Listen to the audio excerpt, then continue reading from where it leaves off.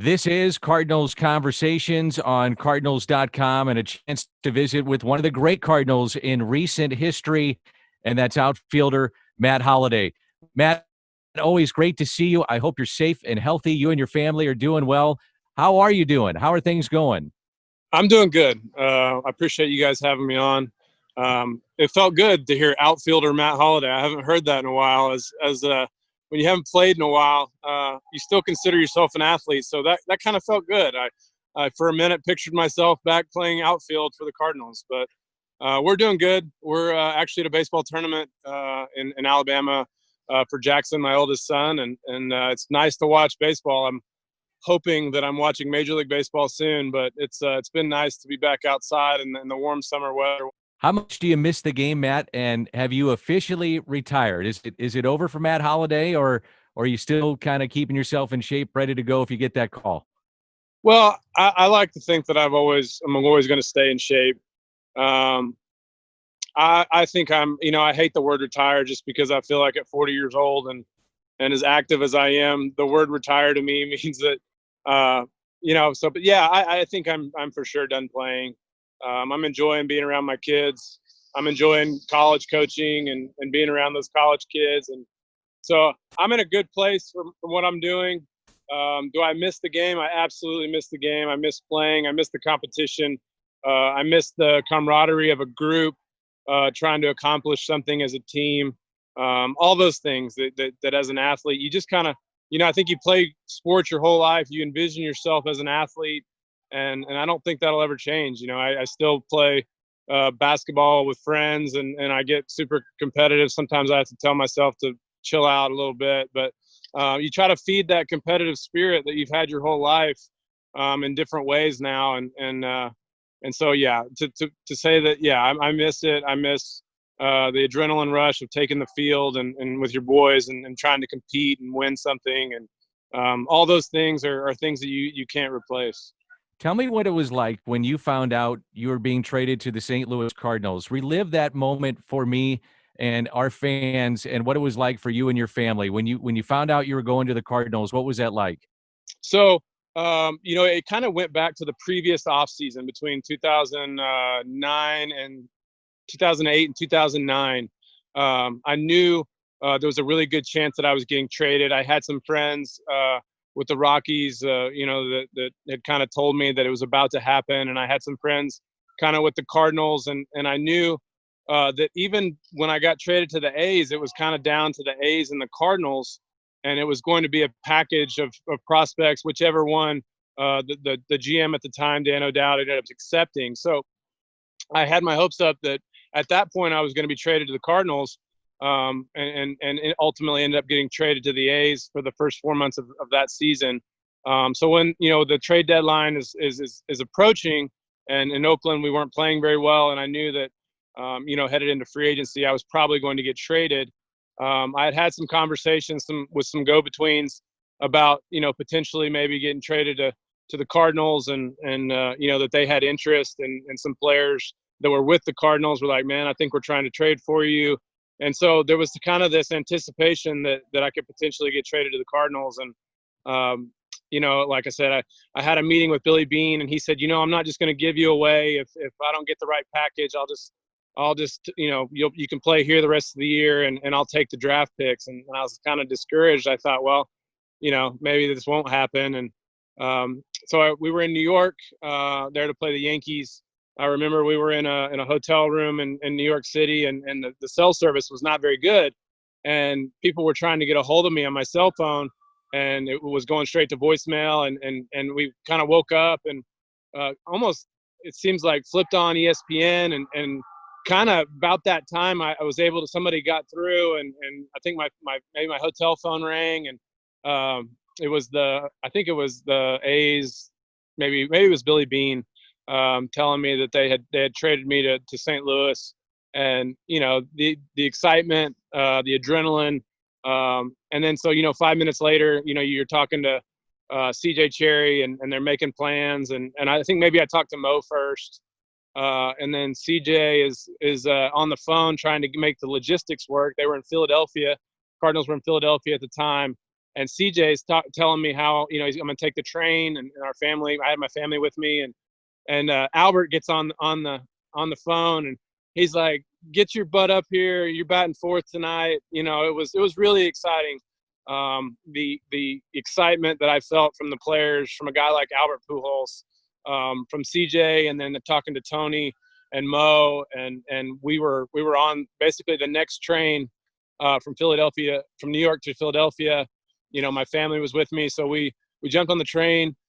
We got to the station in Philadelphia. My family went to the hotel, and the car picked me up, took me straight to the ballpark. And I didn't have any of my stuff because it was all at Yankee Stadium. So I ended up wearing, I think I wore Todd Wellemeyer's shoes because he was the only one that had size 14.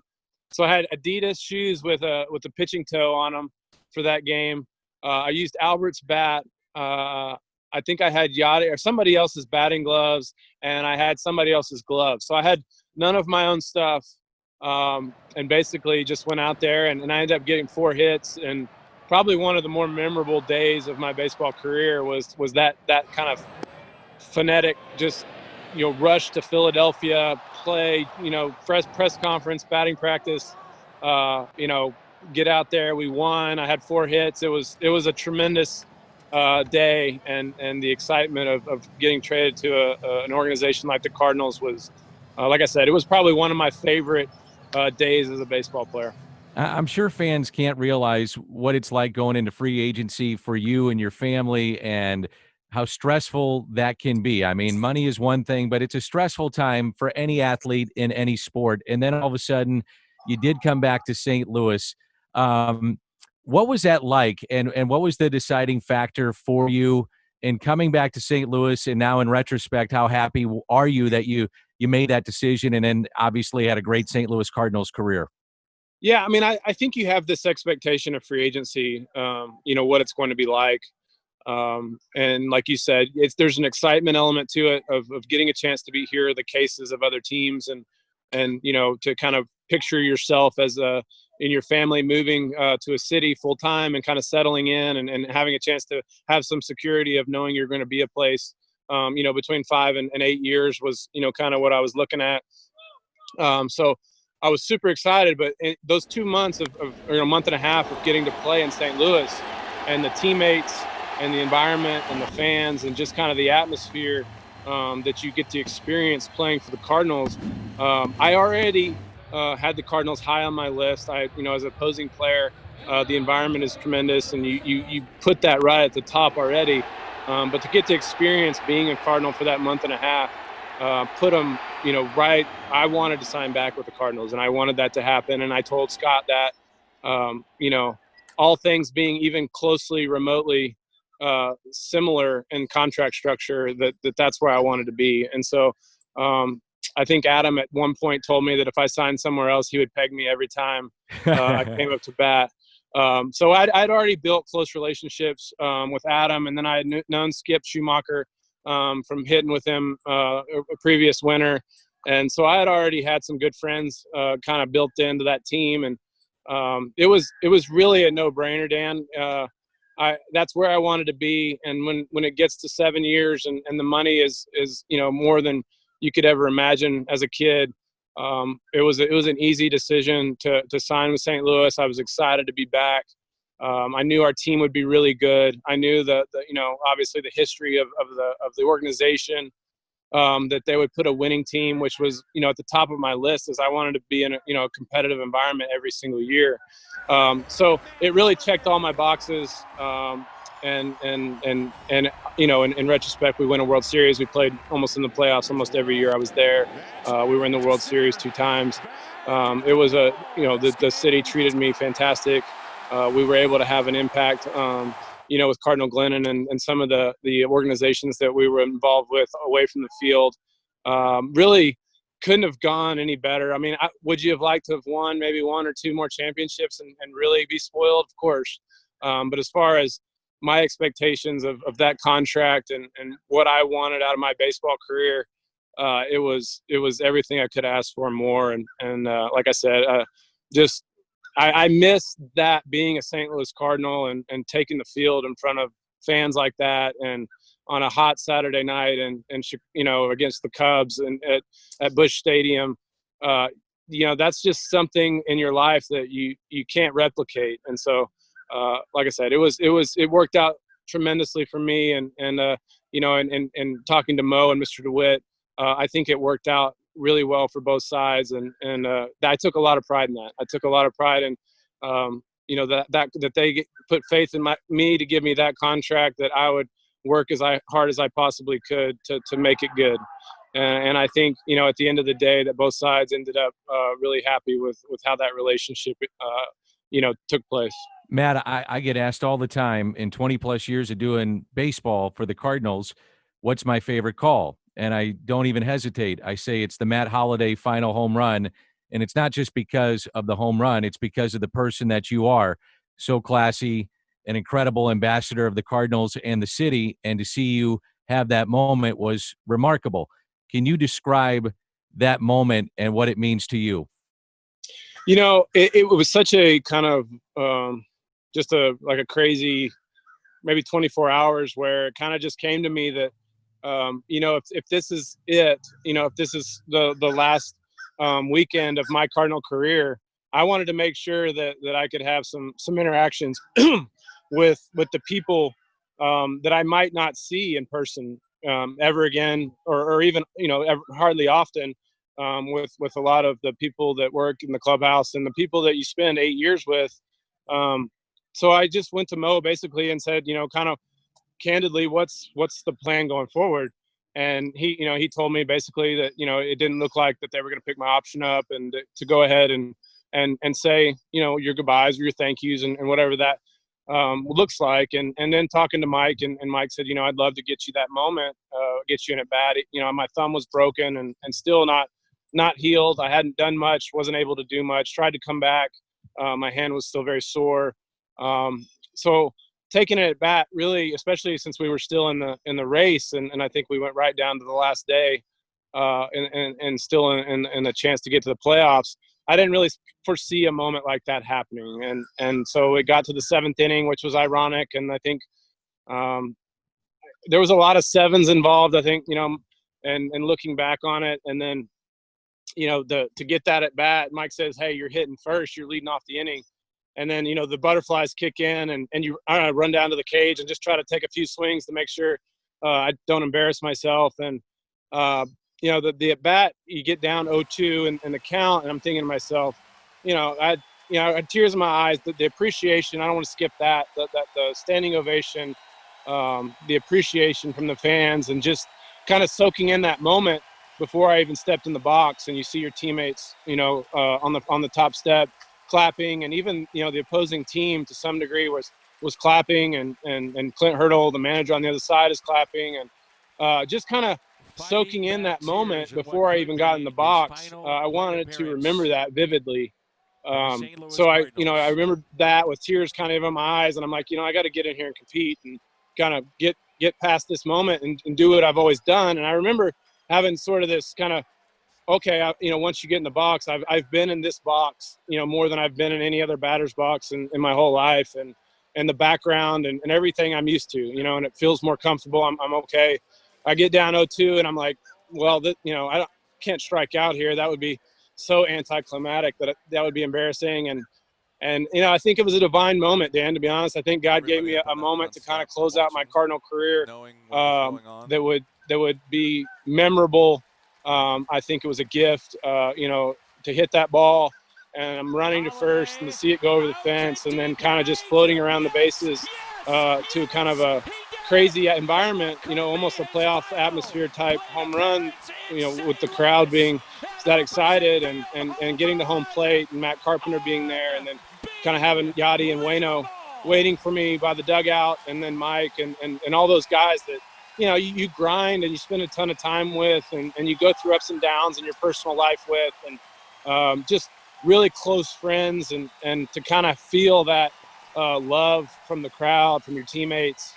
Like I said, it was kind of a divine gift. I felt like God had his hand all over that. And it was a great moment for me, and something that, like you said, every time I watch it, or, it's on Twitter, or something. I see it, it gives me chills.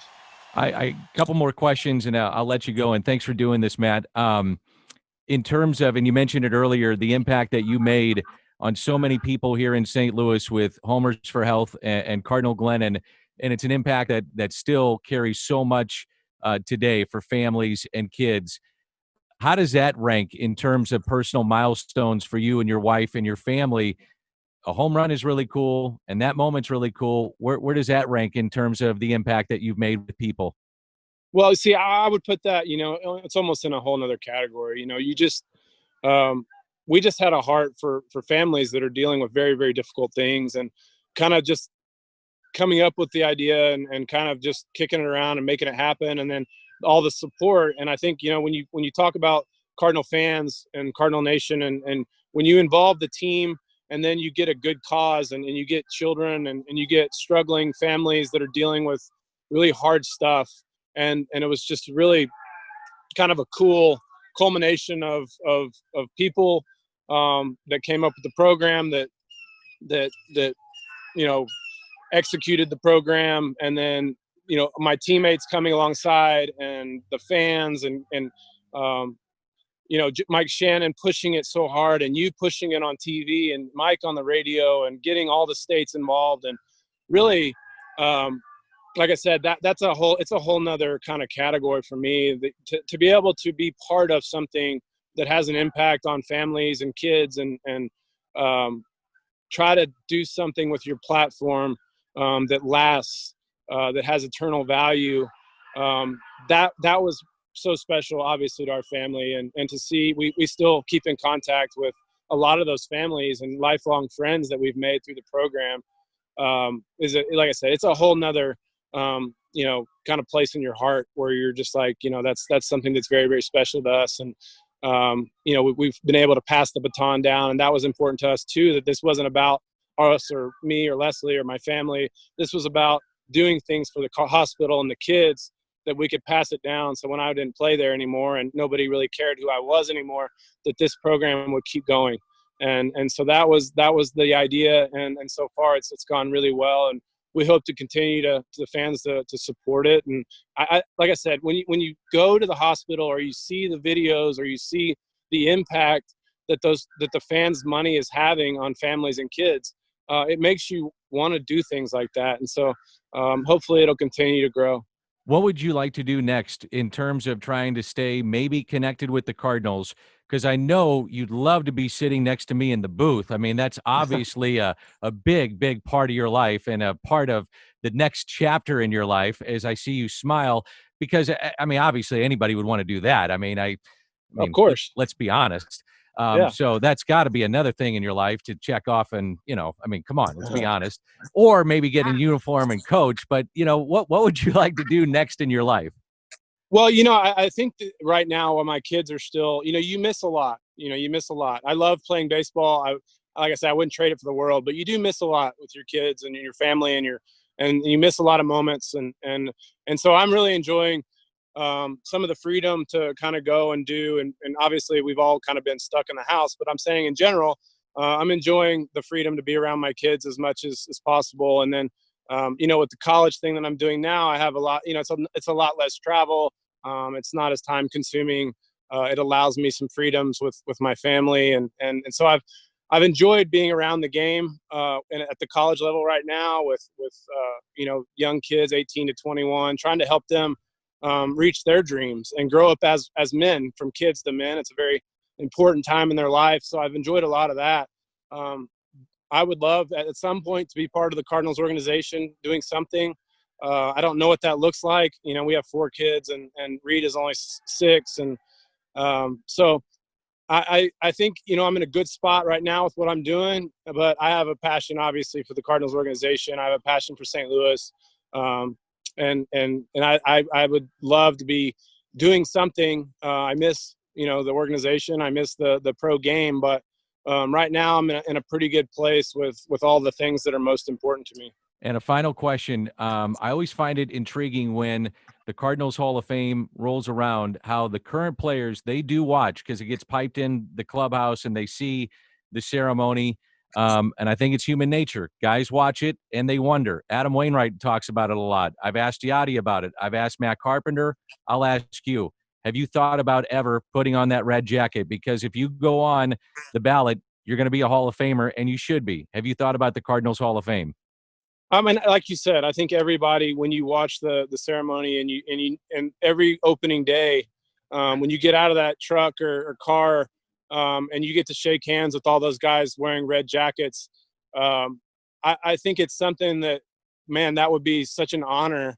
And you hope that you play the game and you live your life in a manner that would be worthy to be considered for something like that. So when you look at those guys, those men that are in the Cardinals Hall of Fame, with the history, the storied history of the organization, and how many tremendously wonderful people and players that have come through the organization, to even be considered for that would be an honor. And if that happened, I would be obviously elated, and it would be, right at the top of my career accomplishments in baseball. So, I don't even know when I'm eligible, but if that were to happen, that would be pretty awesome. Matt, great catching up with you. Thank you for everything you did for the Cardinals and for the city of St. Louis, most importantly. Great to see you. Stay safe, stay healthy, and awesome to catch up with you. Thanks for doing this. Oh, no problem, Dan. Always a pleasure to be with you. That's Matt Holliday on our Cardinals Conversations.